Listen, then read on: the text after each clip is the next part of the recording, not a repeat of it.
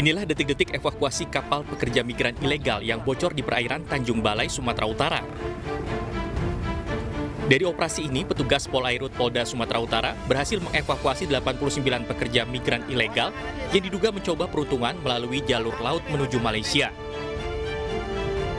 Saat mengamankan pekerja migran ilegal ini, petugas juga menangkap 9 terduga pelaku yang diantaranya merupakan nakoda kapal, pencari, dan penyalur tenaga kerja. Saat melakukan pemeriksaan, petugas Dit Polairut Polda Sumatera Utara juga menemukan sejumlah kebocoran pada kapal yang dipakai nakoda untuk mengangkut pekerja migran ilegal. Butuh pekerjaan, akhirnya mereka memilih jalur alternatif itu dari apa? Dari ilegal itu. Itu masalahnya. Kemudian di sana sekarang gajinya tinggi, kemudian tambah lagi bonus dari pengusaha di sana. Kini seluruh pekerja migran ilegal tersebut tengah diperiksa lebih lanjut di markas Komando Polairut Polda Sumatera Utara. Dari Medan, Sumatera Utara, Yuda Bahar, iNews melaporkan. Selamat malam, apa kabar pemirsa? Informasi penyeludupan pekerja migran ilegal tadi menjadi pemirsa jumpa kita di iNews Prime. Pemirsa, setelah selegram Indra Kent, kini polisi juga memburu selegram Doni Salmanan yang bergelar Sultan Bandung dalam kaitan penipuan berbasis trading judi online. Kami akan membahasnya di iNews Prime. Saya Latif Srekar.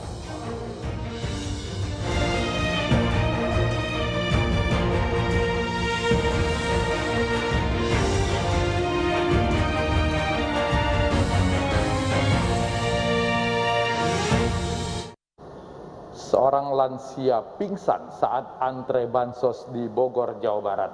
Warga terpaksa antre 2 kali, yakni saat antre bansos dan juga belanja sembako murah.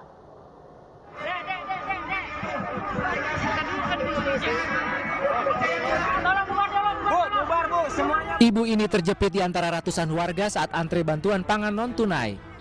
Setelah berhasil dikeluarkan dari lautan massa, ibu malang ini pingsan dan dievakuasi petugas.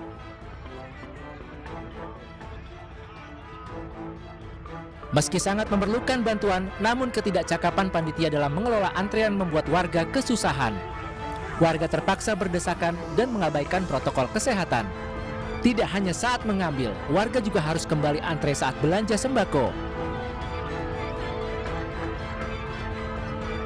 Ini banyak banget ini dari berapa desa emang ini? Kecamatan banyak. Banyak sekecamatan. Iya. Banyak, Pak. Banyak pokoknya ya. Ya, banyak. Ibu nggak khawatir kena COVID, Bu? Kan ini lagi rame, Bu. Nggak khawatir. Mudah-mudahan ya aman ya. Mudah-mudahan. Iya. Udah divaksin ini, Pak. Udah divaksin. Ya. Dalam pembagian periode bulan Maret, setiap warga menerima uang tunai sebesar Rp600.000. Dalam kesempatan ini, BPNT dibagikan di kantor kecamatan untuk 11 desa atau sekitar 900 penerima manfaat.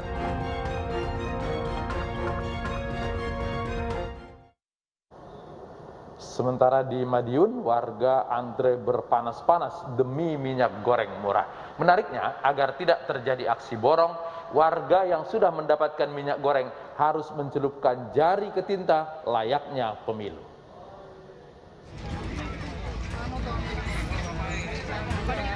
Ratusan warga rela antri kepanasan demi mendapatkan minyak goreng murah di lapangan Kanigoro, Kota Madiun, Jawa Timur.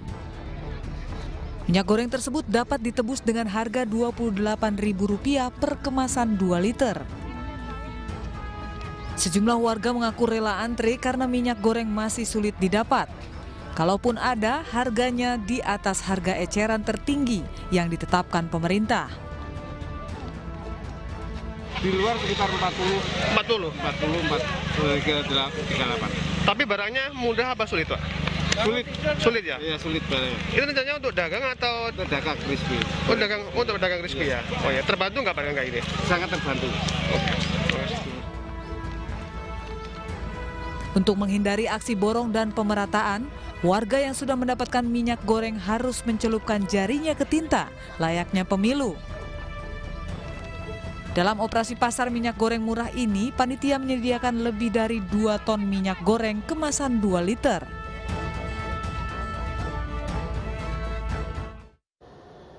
Seorang pengemudi mobil di Bandung yang melarikan diri usai menabrak motor justru menabrak 30 kendaraan lain dan 2 warung.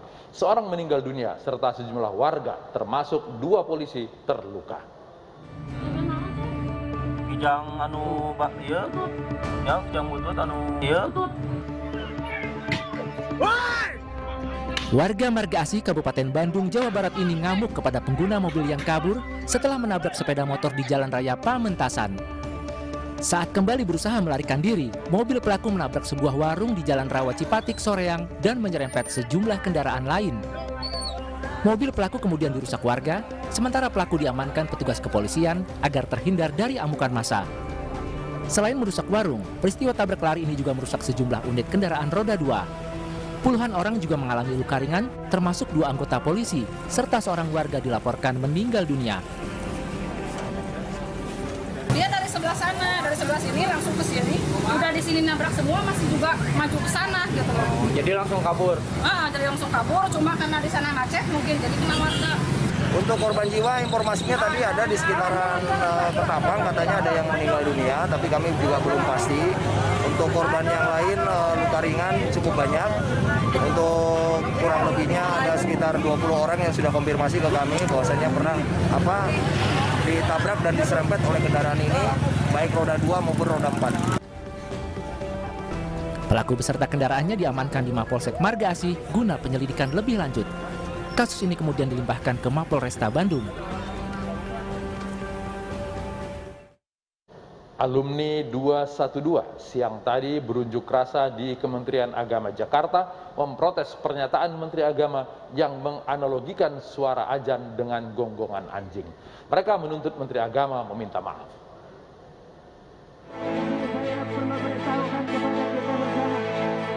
Massa yang tergabung dalam persaudaraan alumni 212 menggelar aksi unjuk rasa di depan kantor Kementerian Agama. Unjuk rasa digelar menuntut Menteri Agama Yakut Khalil Qaumas meminta maaf kepada umat Islam atas ucapan perumpamaannya yang mengatakan suara azan dengan suara gonggongan anjing. Pengunjuk rasa menilai Menteri Agama dianggap telah melakukan penodaan terhadap agama.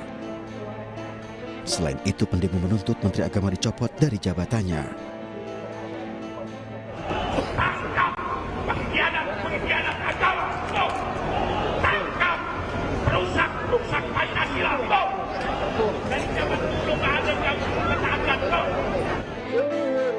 Massa juga bersolawat di tengah aksi setelah mendengarkan orasi. Dengan mendapat pengawalan polisi, unjuk rasa berjalan dengan tertib.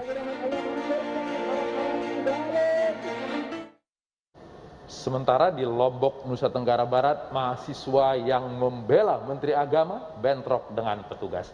Gagal memaksa masuk, mahasiswa melempari kantor Kementerian Agama NTB.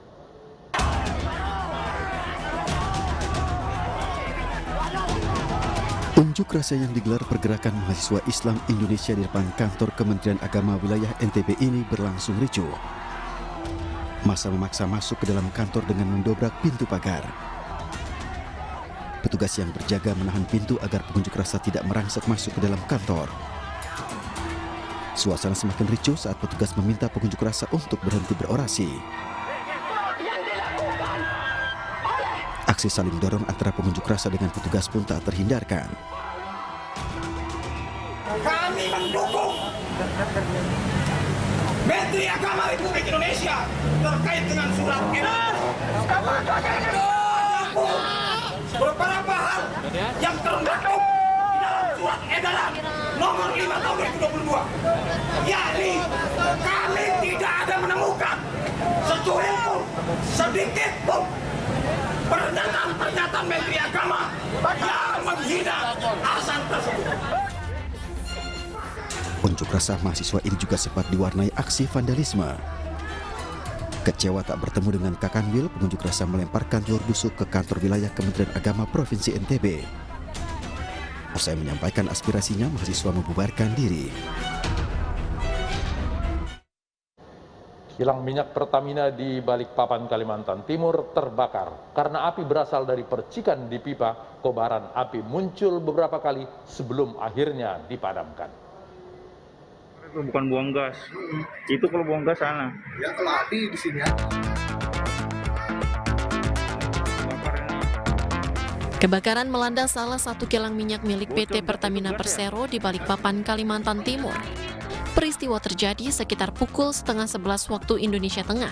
Seluruh pekerja pun langsung dievakuasi. Sementara kobaran api terlihat cukup besar dari kejauhan. Setelah 30 menit, api pun berhasil dipadamkan. Kegiatan operasional juga kembali normal. Itu api langsung besar gitu ya? Api sih pelan-pelan, sih tadi ke kecil-kecil, agak besar, sudah nggak terlalu besar, sudah mati lagi. Ada ledakan atau apa dari suara? Nggak ada, nggak kedengar ledakan, cuma api aja sih. Oh iya, sempat panik nggak Pak di sini tadi? Enggak ya? Iya. Tidak ada korban jiwa dalam peristiwa ini, sementara itu penyebab kebakaran masih diselidiki.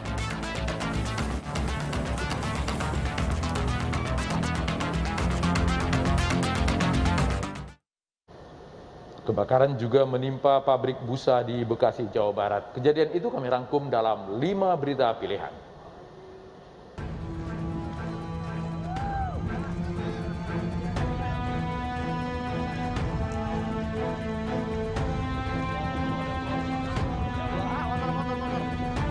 Inilah kepanikan yang terjadi saat api melalap pabrik styrofoam di Bekasi, Jawa Barat. Diduga kebakaran terjadi akibat arus pendek listrik. Banyaknya material yang mudah terbakar membuat api cepat menyebar dan menghanguskan satu bangunan pabrik. Sebanyak 8 unit mobil pemadam kebakaran dikerahkan untuk memadamkan api. Setelah 1 jam upaya pemadaman, api akhirnya berhasil dikuasai. Dorong, kasihan yang di depan. Ini sepuluh juga di depan ini. Ratusan warga saling dorong saat antri minyak goreng murah di kantor Divre Bulog di Jalan Haji Abdullah Silondai, Kendari, Sulawesi Tenggara. Mereka tidak sabar dan berusaha untuk bisa berada di deretan paling depan, padahal sudah dapat nomor antrian. Petugas pun kewalahan dan akhirnya menghentikan operasi pasar minyak goreng murah meskipun persediaan masih ada. Ratusan ibu yang antri pun kecewa dan pulang tanpa membawa minyak goreng. Dalam operasi kali ini, minyak goreng murah dijual Rp24.000 untuk 2 kg.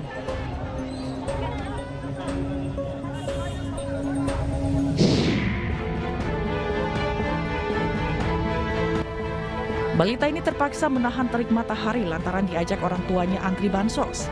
Puluhan warga Cimahi ini rela antri sejak pagi demi mendapat bantuan sosial sebesar Rp600.000.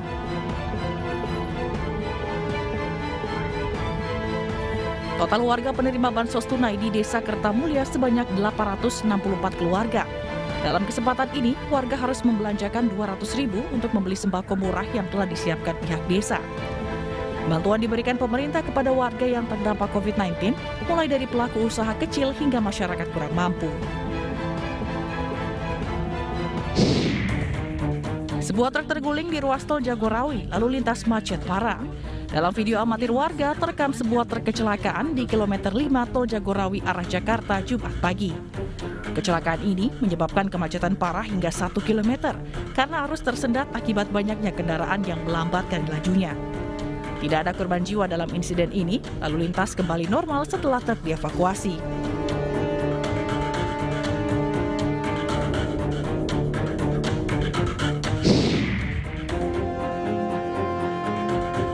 Ratusan warga Kendari ini rela berdesakan tanpa prokes demi bansos sejak pagi tadi.